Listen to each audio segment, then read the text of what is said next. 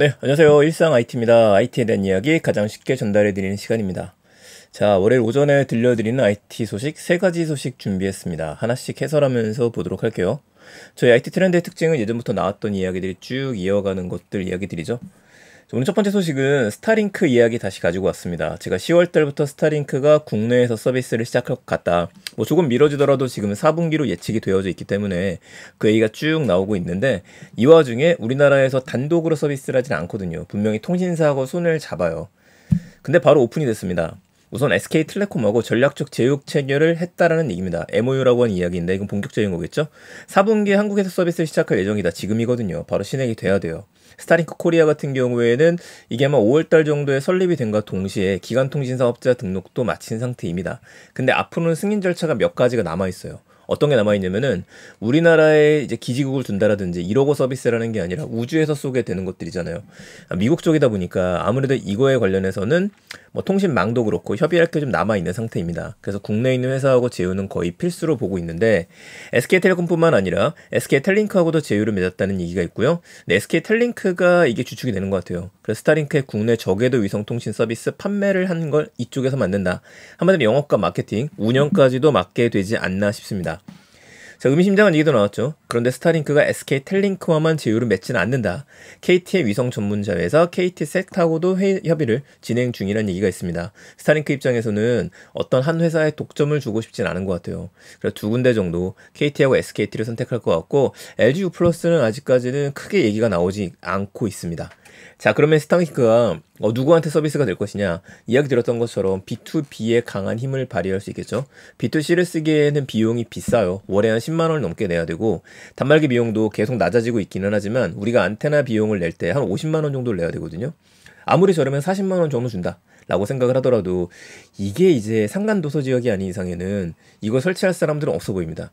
근데 조금 더 반대로 생각하게 되면은 이제 펜션이라든지 캠핑장이라든지 이런 쪽에서는 고객 서비스를 위해서 흔쾌히 해도 괜찮을 것 같아요.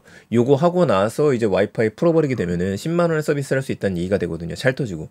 이것도 한번 생각해 볼 수 있을 것 같아요. 그래서 나는 안 쓸 거야가 아니라 쓸 수 있는 것들이 늘어나게 될 테니까 생각보다도 스타링크가 국내에 들어오게 되면은 서비스 제휴는 많이 일어날 것 같다. 이 관점에서 보시는 게 더 맞을 것 같습니다. 자, 그런데 우리 하나 더 봐야 되죠. 스타링크만 있는 거 아니라고 했습니다. 스타링크가 국내에서 서비스를 하게 되면은 항상 같이 봐야 되는 게 한화 시스템이라는 이야기 드렸었어요.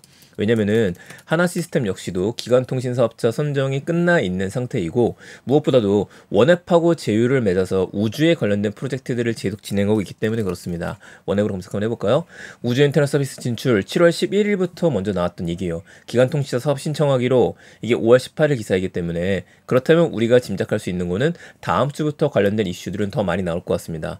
뉴스 하나 넣었던 거 이것도 봐야 됩니다. 하나페이저가 우주 인터넷 기업 원앱과 안테나 공급 계약을 맺었다라고 하는데, 원래 인터리안테크가 거의 독점 계약처럼 해가지고 공급 계약을 맺어 있던 상태였거든요. 근데 지금 양쪽으로 다국화시킨다라고 봐야 될 것 같고, 여기서는 한 걸음 더 보게 되면은 앞으로 위성 인터넷 시장은 넓어지면 넓어질수록 안테나 공급뿐만 아니라 케이블, 망, 이 모든 것들이 함께 성장하는 사업이 되겠다. 이렇게 함께 보도록 하겠습니다.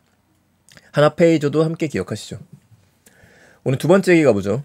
코 주름을 이용한 개민증 시험한 서비스라는 얘기가 나와서 이게 뭔가 했었더니면은, 우리 사람 같은 경우에는 지문이 다 다르잖아요. 그 지문을 인식하는 걸로다가 누가 누구인지를 확인할 수 있는 가장 강력한 수단이 되기 때문에 우리가 스마트폰을 열 때에도 지문 인식으로 열게 됩니다.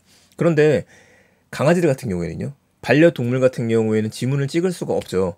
그래서 반려동물 식별하는 가장 좋은 방법 중에 하나가 이제 코에 있는 주름, 이게 또 다 다른다는 얘기가 있습니다. 이걸 비문이라고 이야기를 하는데, 이거를 식별하는 기술이 국제표준 제정이 될지도 모른다라고 하는 얘기예요. 이게 울산과학기술원의 창업기업인 파이리코라는 곳이 있는데, 여기서 사전 채택이 됐습니다. 자, 사전 채택이기 때문에 정식 국제표준이 되기까지는 4주 정도가 남아 있습니다. 근데 4주 뒤에 만약에 국제표준이 된다고 한다면 이건 굉장히 기록할 만한 일이 되겠죠. 이제 몸에 칩을 심는 방식도 있어요. 몸에 칩을 심어서 이제 반려동물이 이게 내 거다라고 이야기할 수 있는데, 이건 굉장히 번거로운 겁니다. 번거로움과 동시에 비용이 들게 돼 있어요. 뭐랑 똑같냐면 강아지들 보험을 들어주면 좋은 걸 모두가 알고 있기는 하지만은 개 보험을 들게 되는 그 순간에 비용이 급증하게 되어져 있죠. 이렇다 보니까 많은 사람들이 등록을 안 해요.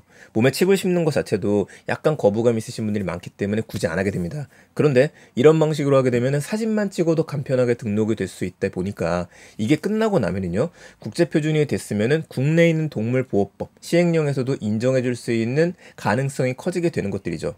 이것 때문에 파이리코라고 하는 회사에서는 개민증이다, 신분증 발급, 우리 반려견이다, 우리 가족이다 라고 하는 것들을 보여주고 싶어서 하는 게 아닌가 싶습니다. 이것도 4주 뒤에 소식 나오는 대로 다시 한번 이야기 드릴게요. 자, 오늘 마지막 소식이자 저희 모두가 기다렸던 소식이 한 가지가 있죠. ARM에 대한 이야기 가지고 왔습니다. 자, ARM은 전 세계에서 정말 많은 기업들이 이 회사의 뭐 대부분이죠. 반도체 설계를 받아다 쓰잖아요. 이 회사인데 손정희 회장이 2016년도에 310억 달러를 주고 인수했습니다. ARM을 누구도 살 수 없을 거다 라고 이야기했었을 때 손정희 회장이 건너가서 이거를 샀던 거죠. 그래서 대륙에서 건너온 거품남이라고 하는 별명이 붙어있을 정도였었어요. 근데 그의 투자가 옳았던 거였었죠. 왜냐면 인공지능 기업이 발달하면 발달할수록 ARM은 더 많이 앞으로도 떼놓을 수가 없기 때문에 그렇습니다. 자, 바로 이 회사를 엔비디아에 매각을 하려고 했었습니다. 자금 상황이 안 좋았었거든요, 코로나 때. 그런데 당연하지만 모두에게 제재를 받을 수밖에 없었고 그쪽이 물러난 상태에서 상장을 추진하게 됐었어요. 그리고 올해 상장을 한다, 상장한다, 9월달이다 이게 나왔었다가 바로 지난주에 상장을 끝냈죠. 상장의 큰 성공을 소프트뱅크에도 거두게 됐습니다. 공모가 대비해서 25%나 급등을 하게 됐거든요. 그래서 86조 정도의 기업 가치를 인정을 받았다고 얘기합니다. 이걸 이제 억으로 바꾸게 되면요, 2016년도에 310억 달러 인수를 했는데 650억 정도 차익은 아니고 2배 정도니까 투자 대비해서는 거의 한 2배 정도 돈을 벌게 된 거예요. 이번에도 성공했다라는 얘기가 나오는데 글쎄요, 이번 거는 약간은 더 성공은 맞긴 하지만 지켜볼 건 좀 많을 것 같습니다. 공모가가 51달러 정도였어요. 그런데 상장이 되자마자 25% 정도가 급등해서 63.59달러에 끝을 냈습니다. 앞으로 더 많이 튕기면서 상승할 수 있겠느냐, 이걸 좀 지켜보고 있기는 한데 글쎄요, 이건 좀 지켜봐야 될 것 같고요. 상장 2일차에는 약간 급락을 했습니다. 그래서 60.75달러 정도를 가는 게 있어요. 그래서 25%가 상승을 하고 60.75달러이다 보니까 그렇게 많이 하락한 건 아니지만은 이제 앞으로의 추이는 지켜봐야 됩니다. 여기서 탄력을 받아서 더 많이 올라가게 될지, 아니면 국내에서도 상장하고 난 다음에는 몇 번 탄력을 받았다 꺾이는 경우가 있거든요. 그렇게 진행이 될지 봐야 되니 저는 좀 조심스럽게 앞으로 조금씩 매집을 할 생각이에요. 근데 기다렸다 가야겠죠. 투자는 너무나 어려운 몫이기 때문에 장기적이고 큰 관점으로 봐야지 이건 부안해동하면 안 될 것 같다는 생각 조심스럽게 다시 한번 드립니다. 자, 오늘 세 가지 소식이었습니다. ARM의 상장에 대한 소식들, 코주름 비문증이 아니죠. 개민증에 대한 시범 서비스에 대한 얘기들, SKT, 스타링크와 손을 잡았지만 KT하고도 손을 잡을 가능성이 남아있다. 세 가지 기억해 주시고요. 저는 내일 또 더 재밌는 이야기들 가지고 찾아뵙겠습니다. 감사합니다. 일상 IT였습니다. 좋은 하루 되세요.